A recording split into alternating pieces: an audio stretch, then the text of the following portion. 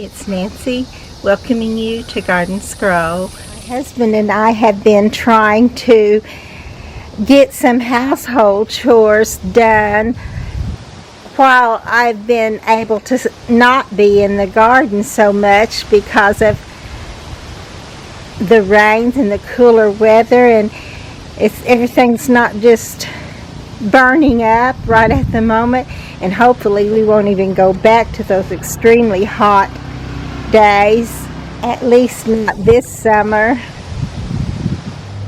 And my husband and I had a whole list, and definitely a few more on the next page, and we've got a bunch of that started. It's in the process now of it started, but not hardly. I think we may have one item we can totally check off.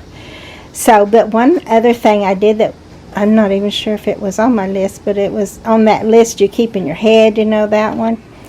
But I wanted to see if I could find some large pots for my sister Jetty, because there's just some plants that just look better when you put them up a little higher, so they're when they splay out, they don't just splay down on the ground, but they're up where you can see them and just enjoy them to the fullest effect.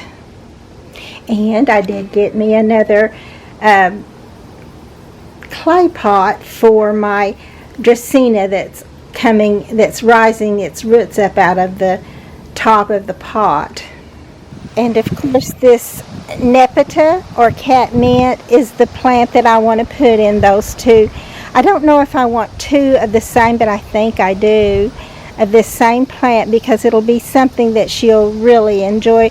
She will have to water this, but once it gets established, it won't need watering a whole lot, maybe a couple of times a week, and it will just be beautiful. And this one is like, I have it in a large pot too, and it just looks so much better. Right now it's not standing up real well because it's been weighed down with our recent rains, and some of them, you know, I probably need to go ahead and trim this one more time. I trimmed it once. Oh, look at that grasshopper. Oh my goodness. But there he is. But, you know, we're not really finished with summer, but I'm hoping that we never go back into the really hot part. Maybe it'll just be beautiful from now on until winter gets here. And what I have learned is that things look their best, more cohesive look, if you have 3 or 5 of a plant. So I'm planning on giving her 2 of these, but we may end up 3. And I didn't want a lot of the same plant. I wanted many different plants. So I did that for a while, and then I realized, you know, they're right. It's scraggly looking. It doesn't have that impact that I really want. And so I did start putting in several of the same plants, and I do like it much better. They were right. But this is definitely one I want to start with for my sister, because it is a beautiful plant, and it stays in bloom for such a long time, even though she will have to shear it off when it gets, you can tell that this is mostly spent, and I will go ahead and cut this back one more time. I wasn't thinking that I might not need to do that I was thinking I might not need to do it because I did it earlier, but it's ready to have that done again so that it can put on some pretty fresh bloom for fall.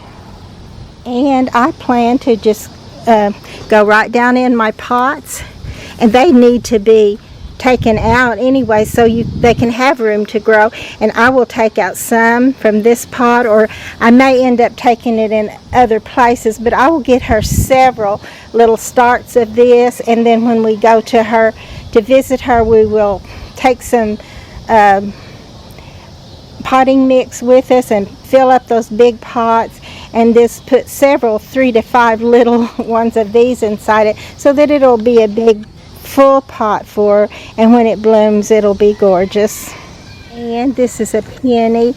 My peonies are beginning, a lot of them are beginning to brown up, and I'll want to trim those off anyway while they still have some green in them, because they're a lot easier to trim them while they still have green than when they just turn tough and woody, and they're hard to do if you wait till spring. So I'm hoping to get that job done, and while I'm doing some of those, I will divide some of them so that my sister will also have peonies. And these, I think, look just as good, just growing right in the ground. And most usually things in the ground are a little more protected than in a pot. But it has been my experience to find out that the Nepeta or catmint does well in a pot and comes back. And it may not do it always, but it usually does. So unless you have just a really harsh winter and it gets really cold on it, it's probably going to be all right. And if it's not, you can just start another piece from an area that you do put in the ground, so that you'll have that little reserve just in case. And another plant I definitely want to take her even this fall, I believe, is the sedum. Some of the large pretty sedum, and I do like this in pots. This one is in a pot, but I may just have her just put some in the ground for starters, and then they very well may need like a peony cage or something to support it so they don't flop. But these that are flopping off here are going to be probably some I'll get started for another area, or even for my sister. But this little plant, definitely she's going to love it. She just wants something that you don't even have to water hardly ever, is the sedums. And I definitely plan to take her this little plant right here, because it is a hardy hibiscus plant, and it will bloom in the summer. Sometimes it's a little late in the summer, but it blooms beautifully, and I think she'll really enjoy it. It also gets pretty good size, like 5 by 5, so it'll fill up an area if she has an open area that she can, where she would like to put it, and comes back every year from the root. It will die back to the root and then come back each spring. They are a little later than most of the spring blooming plants, but they will come up for you, so don't give up on them. Just keep watching. They'll show up. I'd love to take her this, or even some of this ursine, and she would love it too. But then when she would find out it's a house plant or a non-hardy plant, she would say, "Nancy, I told you I wanted something that just comes back on its own, and I don't have to water very often, if at all." So that's what we're going to try to do. So we'll bypass these, but aren't they beautiful? And look at this little mass of diamond frost euphorbia. Isn't it beautiful? I think this would be pretty if you just had this all the way down, just lighten up the whole area. Of course, I'd be saying, but I don't want to spend that much on it, because it is not a hardy plant. This one came back. I took it in the house, and it actually came back and is this beautiful this next season. But that's not always the case. Most of the time, no, I'm not going to say most of the time. You're snared by the words of your mouth, and I'm not going to say that. I'm going to say some of the time I just bring out a dead stick. I am getting better. I must remember that.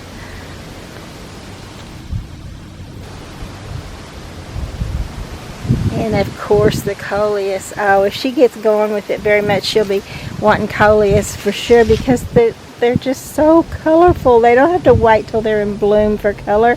There's the color just in the leaf itself, or in the foliage itself. So pretty. But that's not what she's looking for right now. And again, this is that beautiful black lotus. I just love how it's so airy and ferny and delicate looking. So pretty. And this is some of the sedum that I have in a pot. And it does look so good and so easily taken care of. Now these flower heads They don't come on until late in the summer, and then they ripen in the fall, and the butterflies and bees come just flocking to them. So I think she's going to love this little plant. And I guess I'm not going to put it in a pot unless I find another pot for her in the meantime before I get to go visit her. But today, or not today, but soon, real soon if I can, I'm going to go ahead and uproot some of this stuff and put them in little grow pots so they'll be ready to take to her. I certainly wish that I had got more done, just completed, but it was not from lack of working on it, and we did get many things started. And if you're going to get anything done, you've got to have a start. So we've got that start now, and hopefully we'll just keep working right on that until we get it taken care of.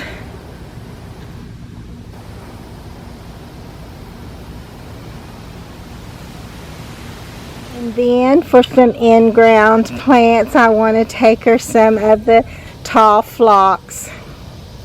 The butterflies just love this little plant, and not only these little smaller yellow ones, but they will most likely bring some of the large swallowtail butterflies in the late summertime. I have lost all of my yellow yarrow except for this little spot right here, and I'm thinking I might want to dig that up. I don't know if you can tell, but there's actually a daylily, I believe it's what that is, growing up there with it, and I want to dig that up and separate those two and get my yarrow, if there's enough of it where it looks like I can start some more, like divide it and put it in another spot. But I've done that before, and for some reason they didn't make it, and this one little spot is all I have now. And I do like the pretty yellow yarrow along with the white and all the pastel colors, so I would like to have some more of this going, and when I get enough I would like to give her some of it. And this is a pot of the smaller sedum, the thundercloud sedum, and I would definitely like to get her some of it going too, in a pot or even in a hanging pot. This is very pretty and easy, simple to take care of. And it looks like I need to get out here and trim off some of these. These are the sweet pea seed, and I don't want all this going to seed. I just want this one little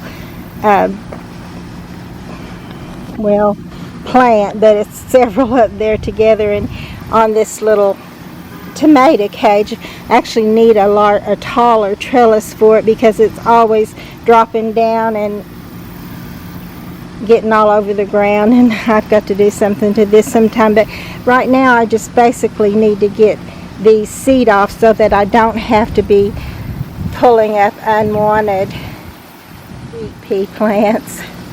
I'm also seeing some little volunteer crepe myrtle, and I think she would really enjoy these. Another thing you don't have to do that much with. Trim them off in the fall or in the spring and let them come back and just bloom and be beautiful. At some point I may want to ask her if she wants one of these, the Sweet Autumn Clematis. It's beautiful.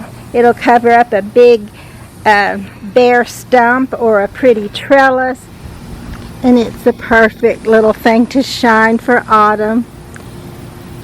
I'm seeing a pretty butterfly on there if I can get it for you, which I don't know if I am. There it is. So it may have been in there a while ago, but I couldn't see it.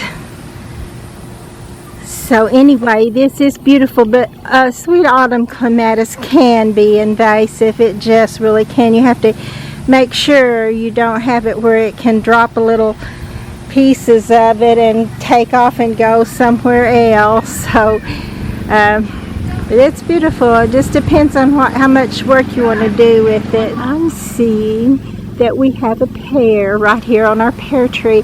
I had several, but they got taken away, and I'm pretty sure it was by the raccoons that they actually missed one, and the ants have gotten in it. a lot of them actually. They're scurried away, but there's a lot of them there. So I was going to see if we could get a taste and see what they taste like.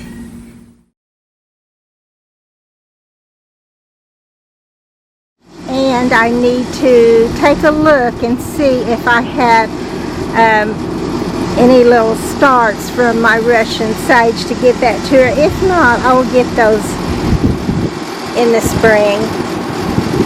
And I would like to fix one of the smaller pots for my sister too, with multicolors of the sedum.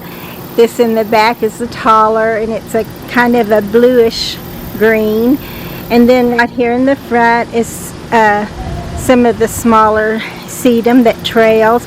And I believe this is the one that changes pretty colors in the fall. Get some pink and gold and orange in it. And then of course I definitely want her to have some of this pretty Plum Dazzle, because it's just that bright pretty color that just really makes your greens and blue greens and yellow greens shine even more, and that gives you that whole different color, bright beautiful color in it with it. So basically what I'm seeing is that I have a tremendous amount of garden work to do. Should I ever find a quitting place on that list that God so graciously gave me some time to get on when I didn't have to water, because He was taking care of the water and the temperature for me. How wonderful, how grateful I am. And I will plan on getting back to the garden as soon as I can.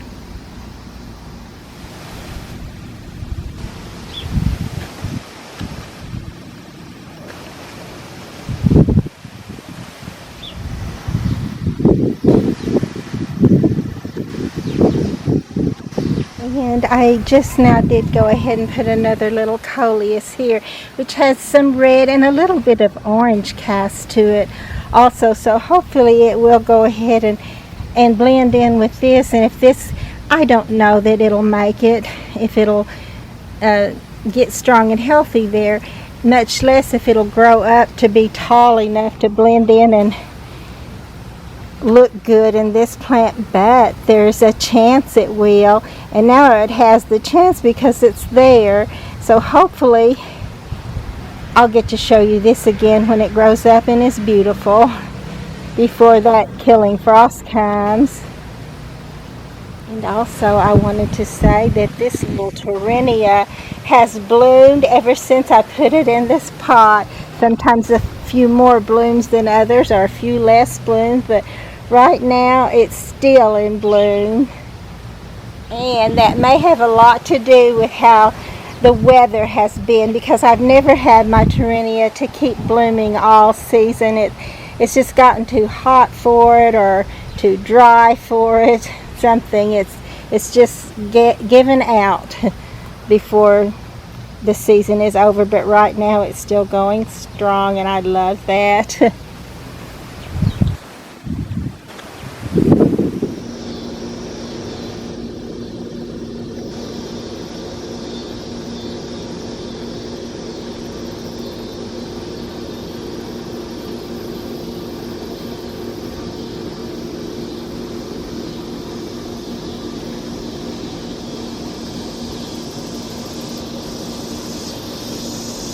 The garden looks lush and lovely after God has taken care of it.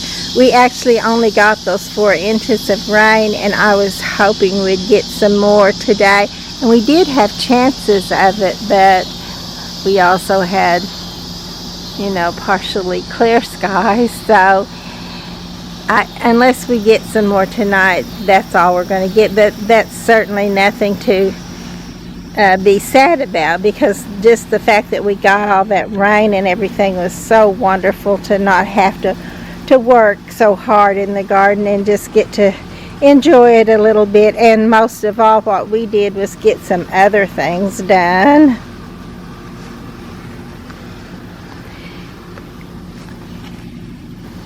Or actually I think I've already told you we got a bunch of stuff started. Those they're in the works.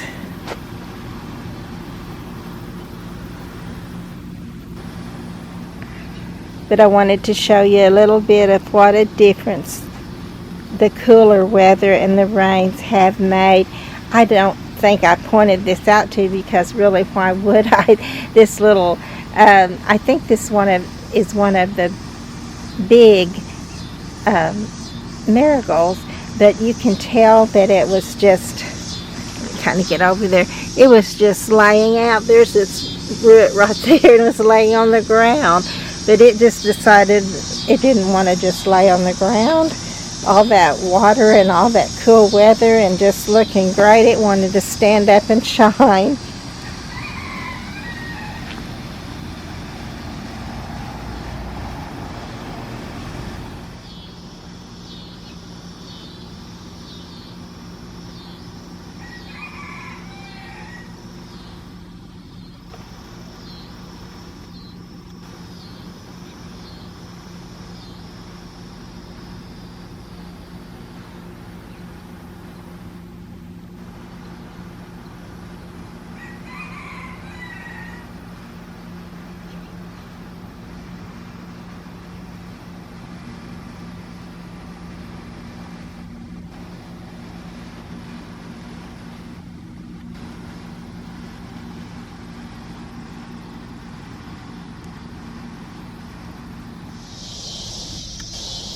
We did get another 3/4 of an inch of rain last night. I had kind of given up on it, but I'm so glad, we got it. And here we are, another day, 2 days that we won't have to water, today and tomorrow for sure.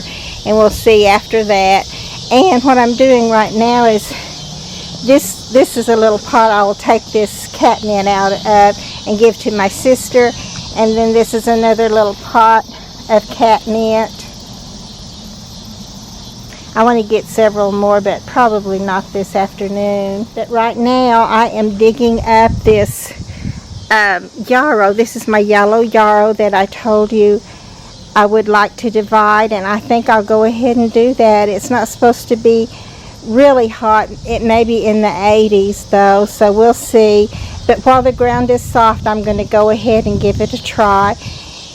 And the reason I dug the whole thing, you don't have to dig them all up. You can just kind of put your shovel down in as big a piece as you want and cut it away from the rest of the clump and put it in a different spot. But I want to do this one, dig the whole thing up, because I want to see if I can get this little grass out of here. I don't know if I want to save that grass or not, but anyway, I don't want it growing together. Okay, when I pulled this apart and it did just come loose in sections, just kind of give it a little tug and it will show you where its sections are, because it will try to come apart, and then you can just kind of tease and pull and get them right out of there. And most occasions you can do that. So, and I actually got 3 little clumps out of this one big clump, and I did go ahead and throw away the I think it was a zebra grass that was growing up in there, which is a very pretty grass, but it can be invasive, and I am trying to do away with some of the more invasive or kind you have to just keep clipping back and cutting off and throwing the root part away. And I'm just going to go ahead and throw that little one away and just put my yellow yarrow back in this. I'm going to put one back in this little spot, and I'm going to try to find a place for the other 2. So I'll have 3 in the garden if they all live. So it is now back in its spot with room to grow. And the other 2 clumps I put in the back. This is one of them right here, and this a little ways over is the other. I also did put my Dracaena that was the root was raising up out of the pot into a bigger pot, and I hope it will do well here. I'm pretty sure it will at least a much better chance to do well. I cut this little Calibrachoa down right before our rains, and it just kept right on going and blooming and looking great. I love that. I've had a very hard time to get them to do that. Usually they fizzle out for me the last of June or 1st of July, and this may only be because of the unusual weather we've had this whole year of 2025. I'll try to get it right this time, because in the other one I put it as 2020 because the 25 had just came before it, and somehow that stumped me right up. But anyway, we've had a very unusual, very nice, wonderful spring in the year of 2025. And now I'm going to see if I can shapen this one up a little. I'm not sure that I can, but I'm going to give it a try and see what I can do. Okay, so this is what I did, and I just cut the tops of the